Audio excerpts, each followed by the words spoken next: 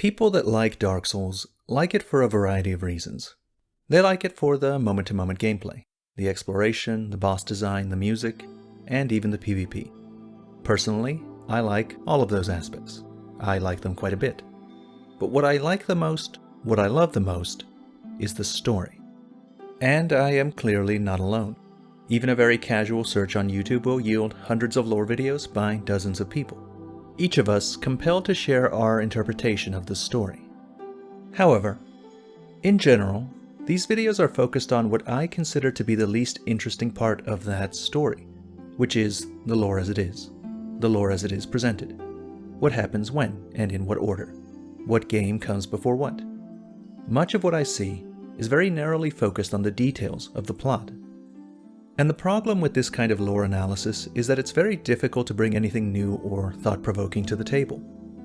I feel that you don't need me to tell you the same synopsis you've very likely heard 15 times already. You can go to any other YouTuber for that. That's not to say I'm throwing shade at Vati or people like him that focus on explaining the in-game lore. I think that those people are providing a very valuable service by presenting the plot of Dark Souls in a very cinematic and very digestible way. Those type of lore videos can be very high quality. They're often well narrated and well produced. But they also tend to cover things that would be obvious to any item description enthusiast. And they mostly ignore the metaphorical meanings and overarching themes in Dark Souls, which makes them, for me and people like me, deeply uninteresting.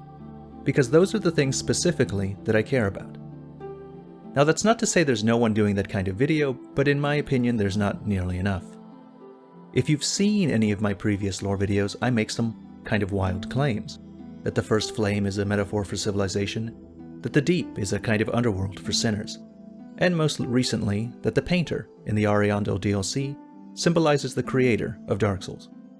This video isn't really a defense of those specific theories, it's more of a defense of metaphorical interpretations in general. It's an attempt to explain why I think Dark Souls' story is best interpreted metaphorically, why I think those metaphors are deliberate on the part of From Software, and why I think metaphors are essential if we are to understand the story of Dark Souls and the central theme it is trying to convey. Finally, it's an attempt to explain why I think any lore theory that attempts to explain the overarching story of Dark Souls without tackling its metaphorical themes is incomplete. So, let's go ahead and get started. To begin with, I feel we need to address the very common idea that there is no answer, metaphorical or otherwise, that the game goes out of its way to force you into the role of interpreter, and that, as a result, Dark Souls' story is whatever you make of it. Now, the people that say this are absolutely right. In an interview, Miyazaki had this to say about his style of ambiguous storytelling. Dark Souls is in some ways an incomplete game, and I like to think that it has been completed by the players, by their discoveries as they moved along. I'd like to say that the nature of this incompleteness was completely deliberate, but it is both deliberate and by accident in different ways. I am conscious of that when I make these games, I try and make a game that has beautiful open spaces, gaps, room for players to enjoy it in ways that were not authored. I never want it to be where you have to follow the rules completely, where you have to do things exactly as the designers intended.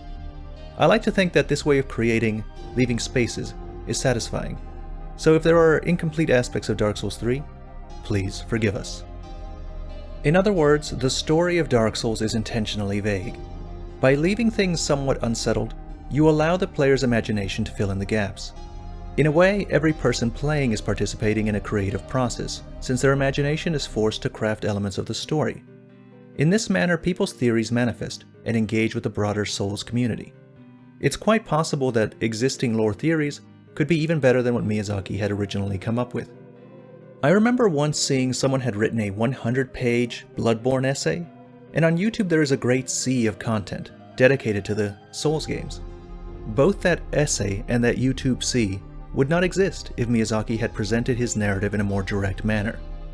The story is ambiguous for that very reason. It is by design. However, that's not the end of the story.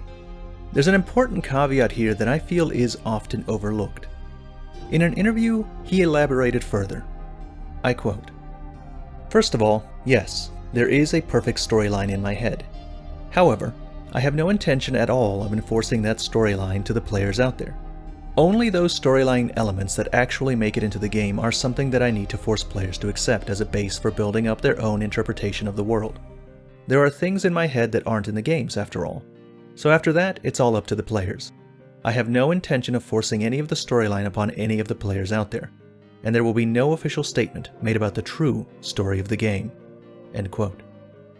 By the creator's own admission, there is a real answer to our questions. There is an intended vision of what Dark Souls is supposed to be. Miyazaki has stated elsewhere that he spent a great deal of effort placing hints in the games so that we can discover them. And while it's true that he wants us to make our own story from the information he gives us, it's also true that those hints are based on a real version of the story that actually exists locked away inside his brain. The purpose of leaving gaps is so that people can engage in an act of creative discovery. And by participating in the story in this way, players can learn to love Dark Souls in a more profound way than if it was simply told to them. But that doesn't mean that those gaps have no intended meaning. Of course, they're meant to be open to interpretation, but our interpretations are based on information found in the game, and that information, those hints, are based on an actual story. So yes, in that sense, there is a right answer. Now, the reason I'm mentioning this is not so that I can invalidate anybody's theories. It's simply to make it clear that the idea that there is no right answer is only correct if you take it to mean the story is purposefully ambiguous. But it is completely wrong if you take that phrase to mean there is no underlying storyline that our interpretations were meant to be based on. It's wrong for the reasons I've thus far listed, but it's also wrong because if there was no underlying storyline, then there would be no overarching central theme that the story is trying to convey. And there is. There is a central theme that persists throughout all these titles. The following is from an interview with Miyazaki before the release of Dark Souls 3. He is asked if he ever thought there would be sequels when making the first game. This was his reply. "Actually, one of my hobbies is to design settings and lore. When I was making the first game, I already had the whole picture in my mind. The entire design is pretty big and it took 3 games to fit everything in. Honestly, I didn't know we could go all the way to the 3rd game." This has some pretty serious implications for the interpretation of lore. It means that the version of Dark Souls in Miyazaki's head requires Dark Souls 3 to be fully understood, or at least it makes it a lot easier.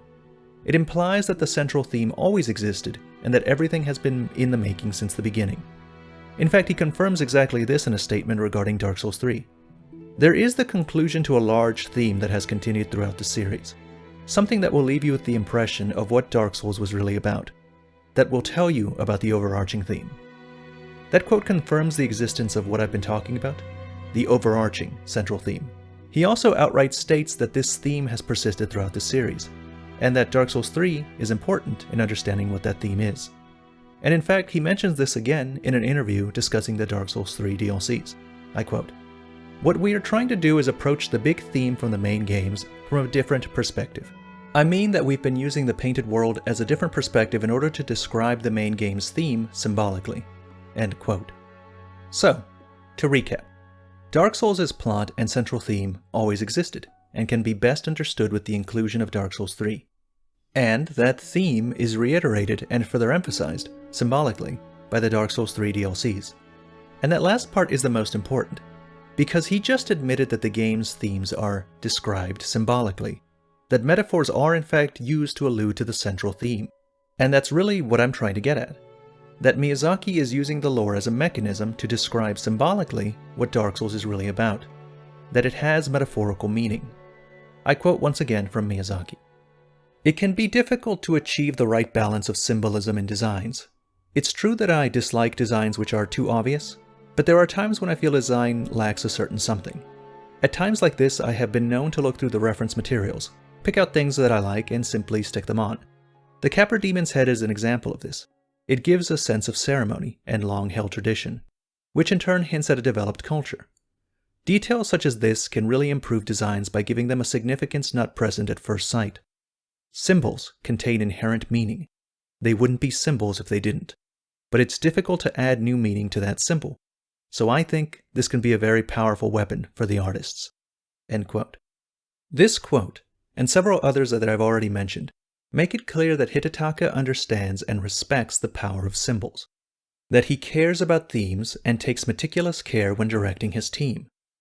In the Design Works interview, another member of From Software reminisces about Dark Souls 1's cinematic intro.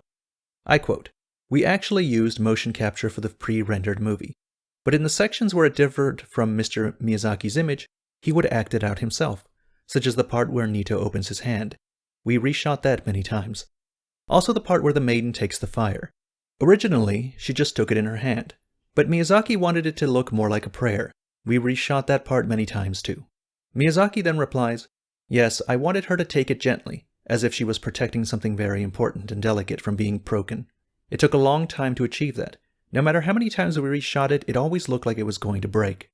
End quote. The point I'm trying to make is that a great deal of time and effort was devoted to making this scene just right. That presenting fire as something precious and fragile was deliberate.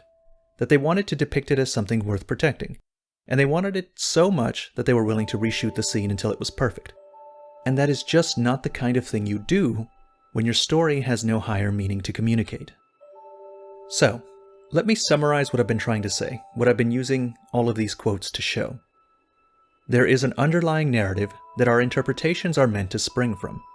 There is an overarching central theme that persists throughout the series, and that theme is communicated to the player metaphorically, through the story, through the lore. And so, the details may be up for debate, but in general, seeing Dark Souls metaphorically is the only thing that makes any sense. And really, that's the end of this video. But before you go, I'd like to make one slightly less logical argument. Even if I didn't know any of this stuff, and didn't have Miyazaki's quotes on hand, I would still maintain that Dark Souls' story was allegorical, and that any lore theory that doesn't take into consideration the metaphorical significance is incomplete. Because if it was as simple as dark good and fire bad, if the fire linking cycle didn't mean anything, if the painter and the painted world symbolized nothing, then that would be stupid. And I'm just not willing to believe that Dark Souls is stupid.